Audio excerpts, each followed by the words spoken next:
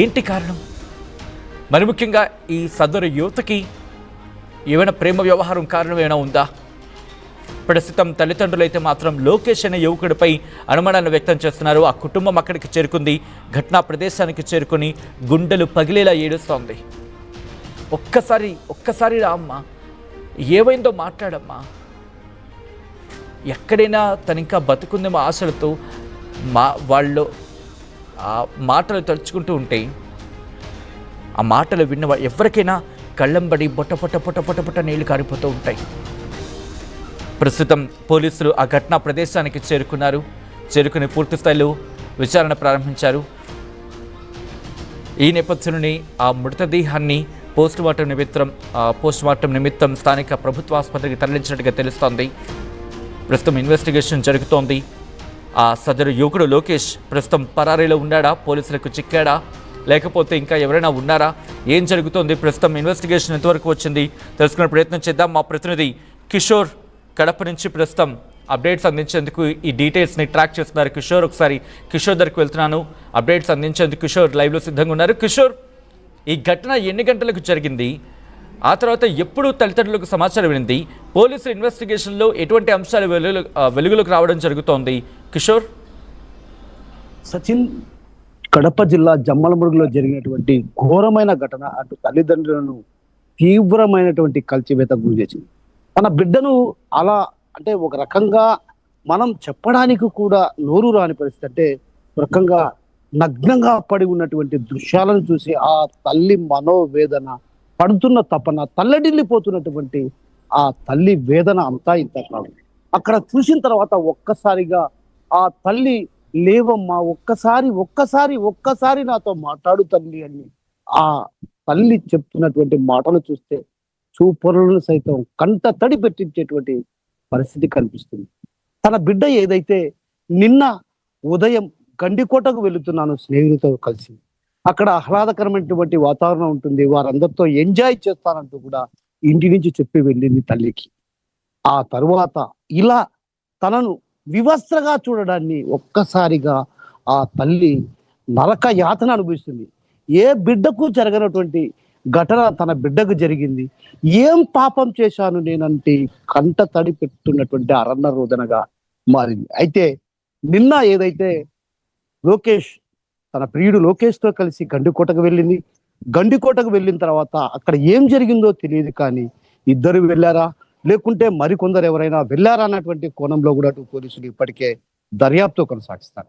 అయితే లోకేషే అత్యాచారం చేసి ఆ తర్వాత హత్య చేశాడా, లేకుంటే గండికోట ప్రాంతానికి తరచుగా పర్యాటకుల తాకిడి ఎక్కువగా ఉంటుంది. ఎందుకంటే గండికోట ప్రాంతం పర్యాటక ప్రాంతం, ఆ ప్రాంతాన్ని చూడడానికి ఎక్కువగా అక్కడికి పర్యాటకులు వస్తుంటారు.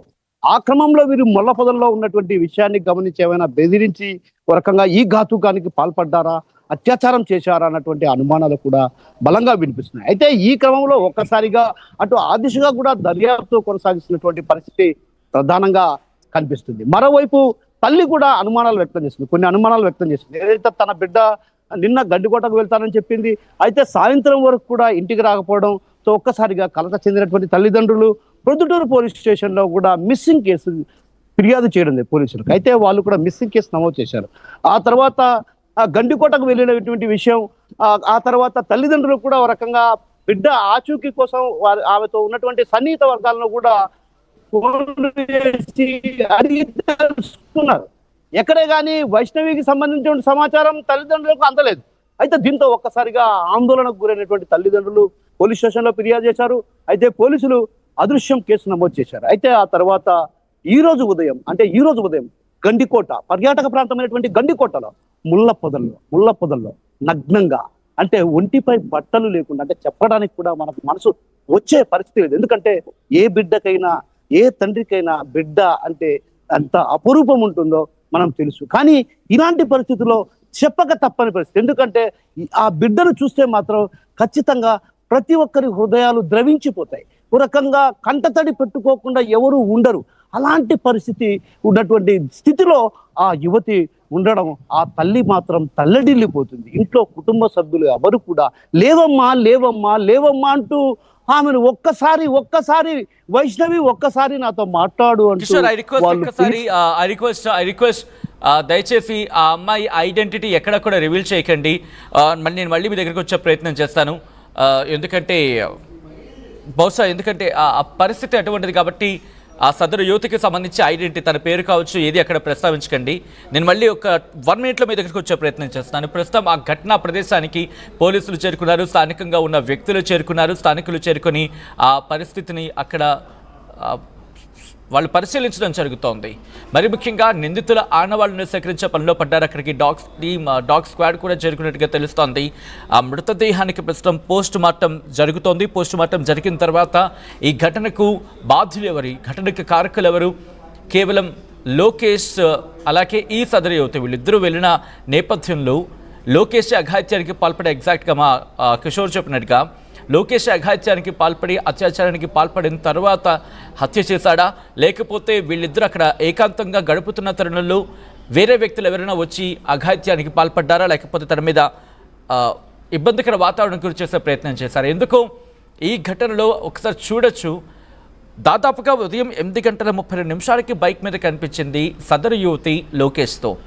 అంటే దాదాపుగా ఈ ఉదయం 6 గంటలకు బయలుదేరి ఉంటుంది. అంటే అర్థం చేసుకోవచ్చు, సరే గండికోటకి వెళ్తా ఉంటుంది కదా, పక్కనే కదా, వెళ్ళమని చెప్పుంటారు ఇంట్లోని. ఎంతకి రాకపోవడంతో ఈ ఘటన చోటు చేసుకుంది. విజువల్ మీరు చూడొచ్చు, ఆ బైక్ మీద సదరు యువతి ఉంది. ఆ విజువల్ ప్రస్తుతం ఇదొక్కటి మాత్రమే అఫీషియల్గా ఇన్ఫ్యాక్ట్ పోలీసులు రిలీజ్ చేసిన విజువల్ అయితే బైట్ ఇన్ఫ్యాక్ట్.